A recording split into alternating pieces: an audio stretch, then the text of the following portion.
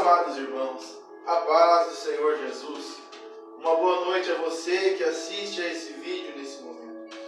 Nessa noite eu gostaria de falar um pouco a respeito da morte e da ressurreição de Jesus e dos efeitos que ela fazem na nossa vida até o dia de hoje. O texto que eu gostaria de estar lendo com os irmãos para meditação nessa noite se encontra no Evangelho de Marcos, capítulo 15, verso 37 e 38. A palavra de Deus fala assim: Jesus, dando um grande brado, expirou, e o véu do templo se rasgou em dois, de alto a baixo. Meus irmãos, nessa noite nós falaremos a respeito da obra expiatória de Jesus. Nós veremos por que Jesus morreu.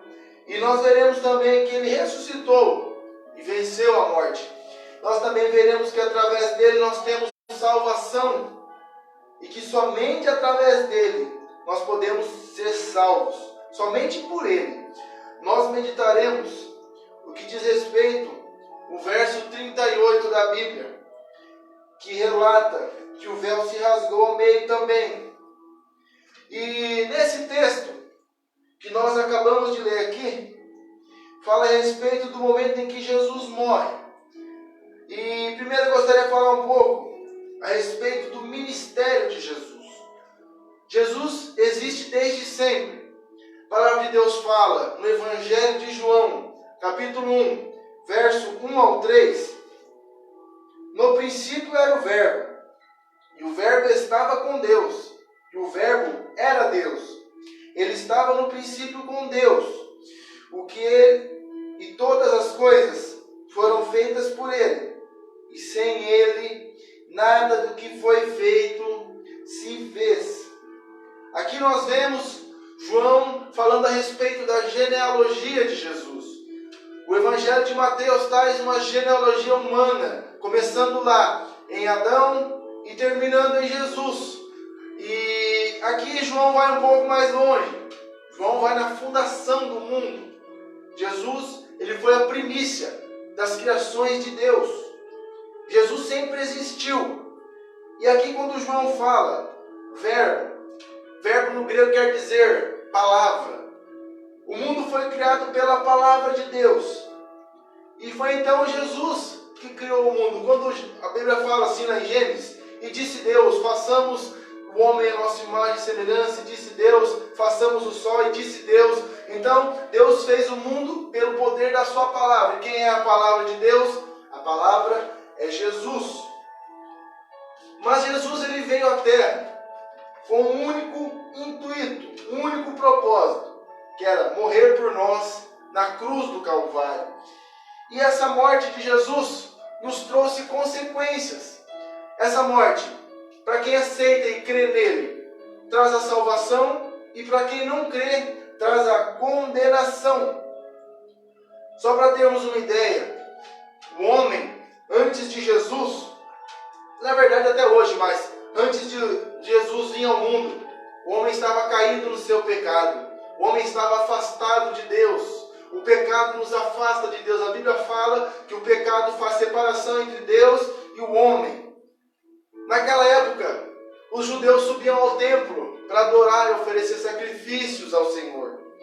Mas chegou um determinado momento em que o sangue de um animal já não era o suficiente para remir, para expiar, para purificar os nossos pecados.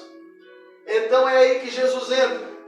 Jesus oferecendo a sua vida, porque naquela época, quando oferecia-se um animal, aquele animal tinha que ser um animal bonito, vistoso, um animal que não tinha defeito. Então Jesus, ele vem como o Cordeiro de Deus. O que significa esse Cordeiro de Deus? Jesus veio como aquele animal que morria. Jesus foi assim. Jesus foi um sacrifício perfeito, santo e agradável para o Senhor. Jesus, quando ele fazia ali na cruz do Calvário, quando ele fazia a sua obra expiatória, ele fazia de forma perfeita. A obra de Jesus ali não teve defeito algum, ela foi completa para nós. Então, esse foi o propósito de Jesus vir e morrer por nós, porque o homem estava perdido e sem Deus, o homem estava afastado de Deus. E eu quero perguntar para você nessa noite, como é a sua situação diante de Deus? Porque a Bíblia fala que o pecado nos afasta de Deus. Como é a nossa situação nessa noite? Como estamos diante de Deus? Estamos longe? Estamos perto? Como estamos? E como o homem naquela época precisava de Jesus, nós também hoje precisamos. Por quê? Porque Jesus, ele muda a nossa história. Jesus, em todo o seu ministério, ele mudou a vida das pessoas. Onde Jesus passava, algo acontecia. Era salvação, era perdão dos pecados, era cura tanto física quanto espiritual, era prosperidade. Jesus fazia prosperar a saúde na vida da pessoa, Jesus fazia prosperar a alegria, Jesus fazia prosperar a paz, Jesus fazia ali na vida daquela pessoa uma transformação tremenda, a ponto de algumas pessoas olharem e falar assim: o que aconteceu com essa pessoa? Veja o exemplo de Zaqueu, quando ele estava lá em cima da árvore. Jesus pediu para ele descer, Jesus convinha pousar na casa dele naquela noite. Olha o que a palavra de Deus fala. Quando Jesus se assentou para jantar com eles, ali Jesus pregando, Zaqueu se converte ao cristianismo. Zaqueu passa a seguir Jesus. E Zaqueu era um publicano. Publicano naquela época era um cobrador de impostos. E Zaqueu passa de um cobrador de impostos a ser cristão. E naquele momento, quando Jesus prega para ele, olha o que ele fala. Os publicanos naquela época pegavam a mais do que precisavam. E naquele momento, quando ele se converte, quando ele deixa Jesus entrar no coração dele, ele reparte os seus bens com os pobres.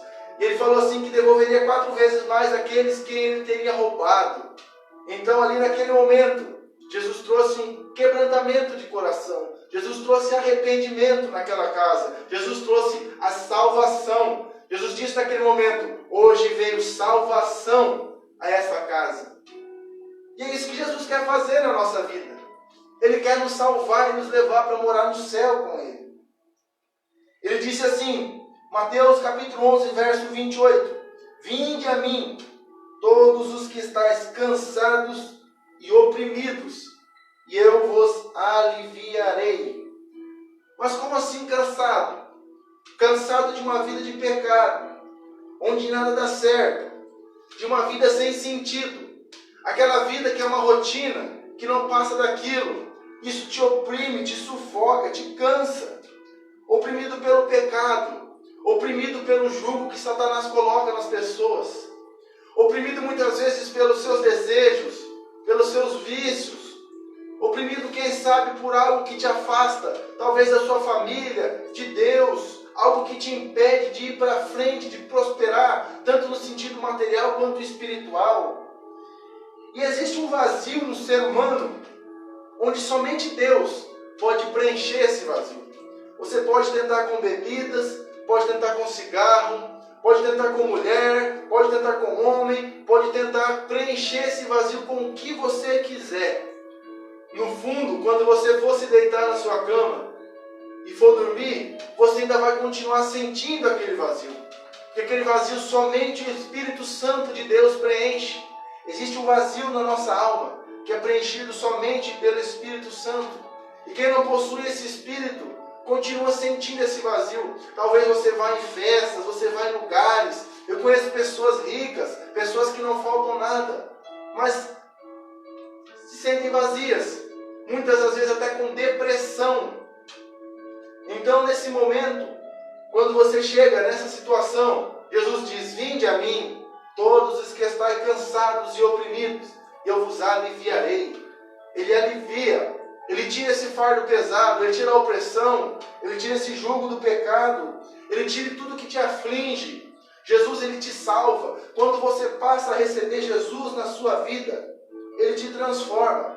E Ele passa a te dar a paz, a verdadeira paz. Jesus disse que Ele era a paz.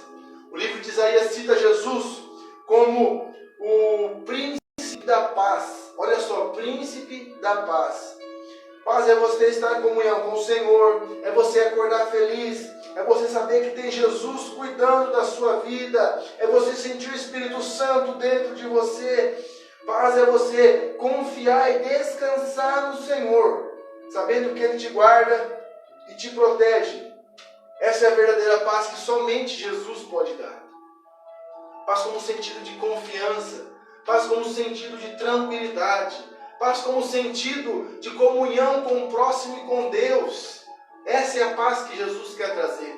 Aquela paz que diante de uma dificuldade, diante de um problema, você tem. Porque se você tem paz, você confia no Senhor, você fica tranquilo. A Bíblia fala em Salmos: entrega o teu caminho ao Senhor, confia nele e Ele tudo fará. Jesus também disse: buscai primeiro o reino de Deus e a sua justiça, e todas as demais coisas vos serão acrescentadas. Então a palavra de Deus é muito simples: busque primeiro o reino dos céus, busque primeiro comunhão com o Senhor, que as demais coisas, automaticamente o Senhor vai cuidando para você. Se você está desempregado, Ele abre uma porta. Se você tem uma doença, Ele te cura. Se você precisa de algo especial, algo impossível, Jesus é especialista em causas impossíveis. Não existe nada que Ele não possa fazer. Veja a situação de Lázaro, morto há 4 dias. Jesus ressuscita ele. Imagina um homem há 4 dias, ele devia estar tudo atrofiado, não havia mais sangue no seu corpo, a pele já estava decompondo, já estava fedendo. A própria irmã dele disse: Senhor, já cheira mal. Jesus vai e resolve aquele problema, ressuscita Lázaro, um defunto de 4 dias. Isso que é confiar no Senhor. E quando ele disse: eu sou o caminho e a verdade e a vida, ninguém vem ao Pai senão por mim. Isso está em João 14, verso 6. Quando Jesus disse que Ele era o caminho, Ele estava afirmando o que Ele disse lá em João 3,16. Porque Deus amou o mundo de tal maneira que deu seu único Filho, para que todo aquele que nele crê não pereça, mas tenha a vida eterna. É isso que Ele estava dizendo, que Ele era o caminho que leva ao Pai, o caminho que conduz à salvação. Basta você crer no Senhor Jesus, que o Senhor Jesus te conduzirá pelo caminho que leva à salvação. Não existe outro caminho, não se engane. O mundo aí fora oferece muitos outros caminhos. Alguns atalhos, alguns falsos ensinos, coisas que não estão na Bíblia, mas não acredite. Jesus disse aqui: eu sou o caminho. O caminho é um só. Ele não disse eu sou um dos caminhos, ou eu sou... O que ele quer dizer é que só existe um caminho. Somente esse caminho é Jesus. Somente através de Jesus nós poderemos alcançar a salvação. Somente através dele. E verdade. Ele disse: eu sou o caminho, a verdade. O que é a verdade? Verdade significa Jesus. Ele é a própria verdade. Quando você se depara com a vida de Jesus, quando você se depara com o verdadeiro cristianismo, você se depara ali com a verdade. Porque nós, como seres humanos, em nossa natureza caída, somos falhos, pecadores, nós somos terríveis. Sem a presença do Senhor, nós fazemos coisas terríveis. E aí que entra essa verdade que Jesus disse. A verdade confronta com nós, confronta com o nosso eu, confronta com o homem caído. Essa é a verdade. Jesus é a própria verdade. E se Ele é a verdade, nós devemos ser igual Ele foi.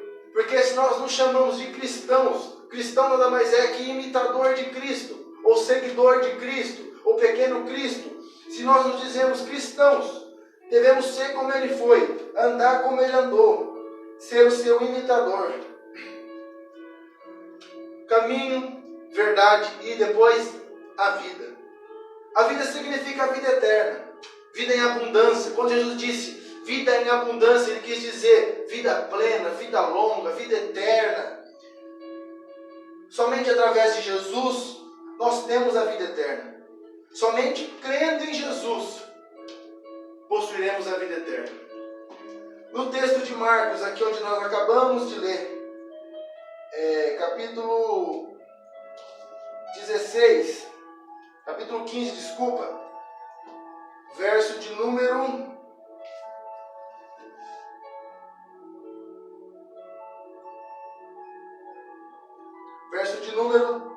37 e 38.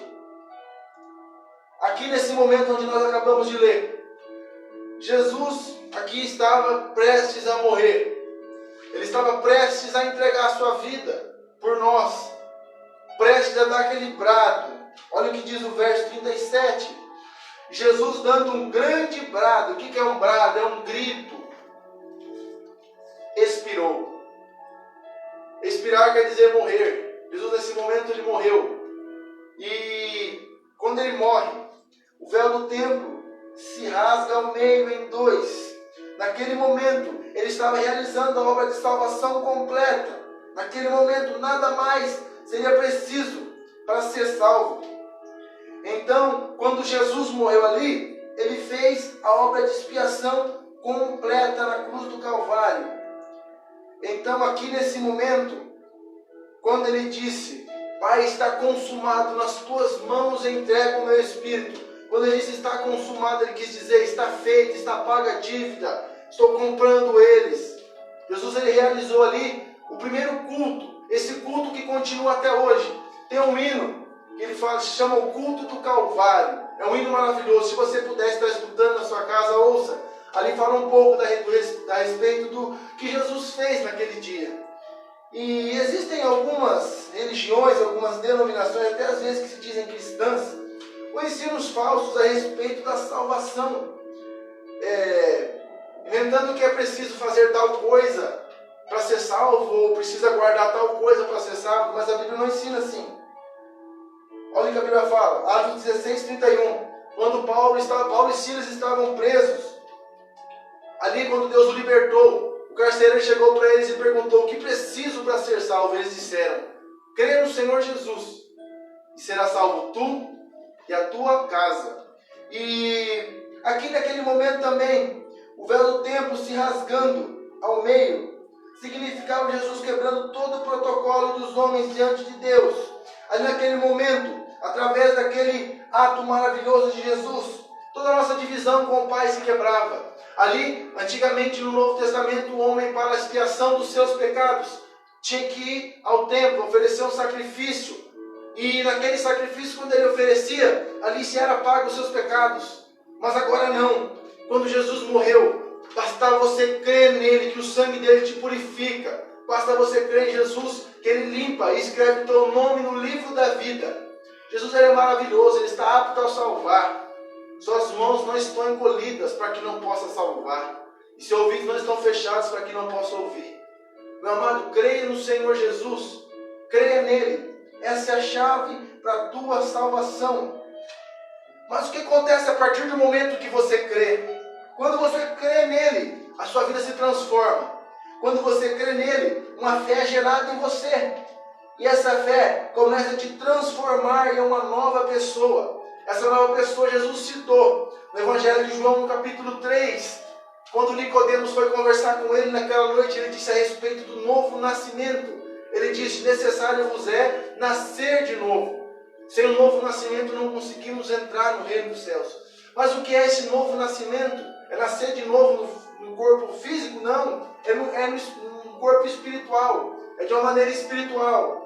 Você deixa de fazer o que você fazia, deixa de praticar as coisas que a velha criatura fazia. Se você bebia, você não bebe mais. Se você era briguento, você não briga mais. Se você fumava, você não fuma mais. Todo tipo de pecado, tudo que te afasta de Deus. Naquele momento, quando você aceita Jesus, crê nele, e você recebe aquela fé maravilhosa que Jesus coloca na gente através da sua palavra, naquele momento você começa a nascer de novo. E quando você começa a nascer de novo, todas essas coisas são deixadas para trás.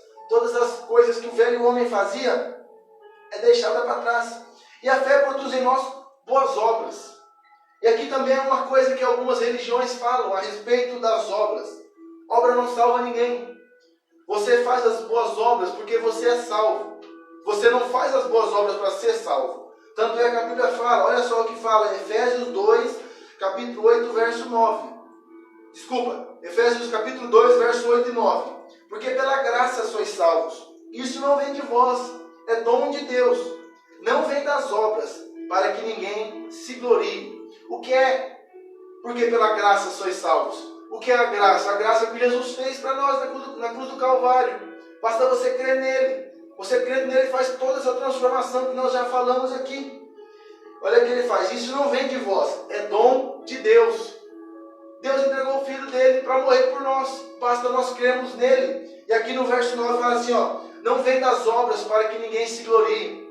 Aqui ele está falando o seguinte: eu posso fazer uma caridade e depois ficar falando, eu fiz caridade, eu faço tal coisa, por isso eu vou ser salvo. Não, já fala bem certinho aqui, ó. Não vem das obras para que ninguém se glorie. Então essa ideia de que se você for uma boa pessoa, você fazer boas coisas, você alcança salvação, isso não é verdade, isso é antibíblico.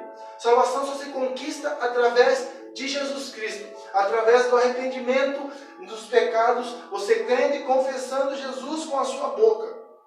É somente assim que você consegue a salvação. Então essa teoria cai por terra porque é antibíblico. E uma vez salvo, a fé produz em nós o fruto do Espírito. Porque a partir do momento que você confessa Jesus como seu único e suficiente Salvador, único, porque Ele é o único e exclusivo Salvador, e suficiente, você não precisa de mais ninguém para te salvar, somente Ele. Isso que quer dizer único e suficiente Salvador. E quando você aceita Ele, o Espírito Santo começa a habitar na sua vida. Ele começa a gerar os frutos do Espírito. Jesus disse, pelos frutos conhecereis a árvore. Por exemplo, ele estava citando o exemplo de uma pessoa. Jesus quis dizer assim, pelo que aquela pessoa faz, você vai conhecer ela. Veja quais são os frutos do Espírito. Gálatas capítulo 5, verso 22 e 23. Mas o fruto do Espírito é amor, alegria, paz, longanimidade, benignidade, fé, mansidão e temperança. Contra estas coisas não há lei.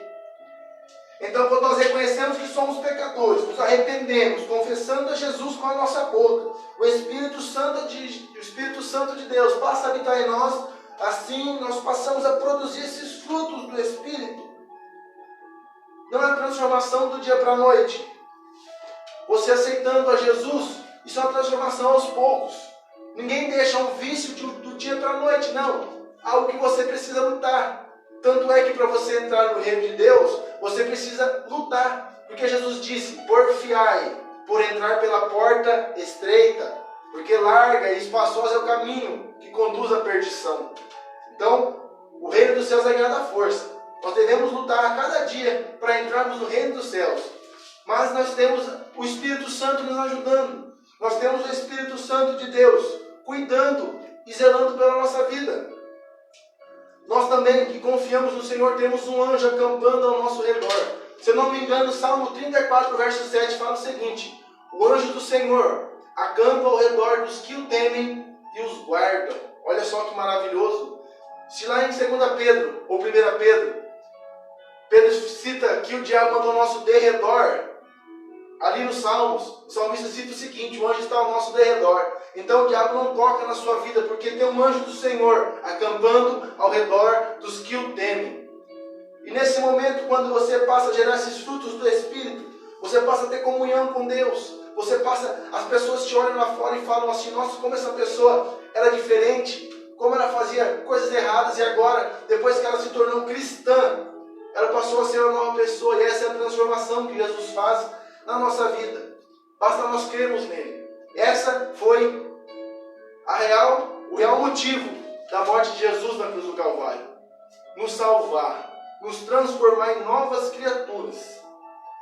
Então que nessa noite você dê lado para o Espírito Santo de Deus na sua vida, crendo em Jesus como seu único e suficiente Salvador, obtendo assim a transformação de vida e recebendo a salvação. Que Deus os abençoe em nome de Jesus. Que todos tenham uma noite abençoada. No nome santo de Jesus. Que Deus vos guarde, vos ilumine, que essa palavra possa entrar no teu coração. Que essa fé salvífica possa entrar no seu coração e produzir um novo nascimento e os frutos do Espírito na tua vida. No nome santo de Jesus. Eu agradeço por essa oportunidade. Obrigado por assistir até agora. E que Deus vos abençoe no nome de Jesus.